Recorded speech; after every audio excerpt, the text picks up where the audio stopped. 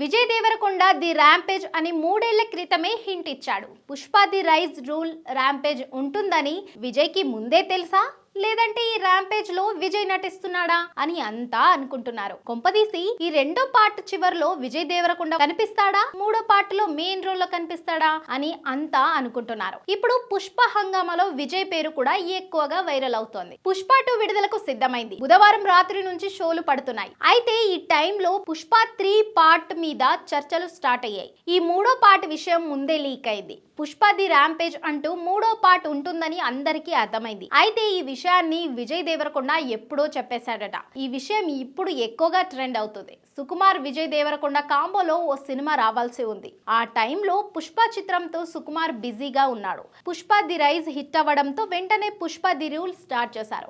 అయితే Vijay Deverakonda the rise, the rule, the rampage అని ముందే హింట్ ఇచ్చాడు. ఇక ఇప్పుడు కొత్త చర్చలు మొదలయ్యాయి. విజయ్ అప్పుడే హింట్ ఇచ్చేశాడంటే రెండో పార్ట్ ఎండింగ్ లో కనిపిస్తాడా, మూడో పార్ట్ లో విజయ్ కనిపిస్తాడా అని అంతా అనుకుంటున్నారు. పుష్ప 2 ఇప్పుడు రికార్డుల వేట కొనసాగిస్తుంది. కేవలం అడ్వాన్స్ బుకింగ్స్ తోనే 100 కోట్లు కొల్లగొట్టేసింది. ఓవర్సీస్ లోనూ రికార్డులు క్రియేట్ చేస్తోంది. మొదటి రోజు లెక్కలు చూసి బాలీవుడ్, టాలీవుడ్ స్టార్ హీరోలంతా అంతా కూడా అవాక్ అవ్వాల్సిందే అని బన్నీ ఫ్యాన్స్ అంటున్నారు. మొదటి రోజు 300 నుంచి 400 కోట్ల వరకు కలెక్షన్స్ వస్తాయని అంతా నమ్మకంగా ఉన్నారు. ఇప్పటికే పుష్ప 2 ప్రీ రిలీజ్ బిజినెస్ లెక్కల్ని చూస్తే అంతా నోరెళ్లబెట్టేస్తున్నారు. అన్ని లెక్కల్ని కలిపితే 1000 కోట్ల మార్క్ దాటిందని చెప్తున్నారు. థియేట్రికల్, నాన్ థియేట్రికల్ లెక్కల్ని చూస్తే పుష్ప 2 ఇప్పటికే 1000 కోట్లు దాటేసి కొత్త రికార్డుని క్రియేట్ చేసిందని చెప్తున్నారు.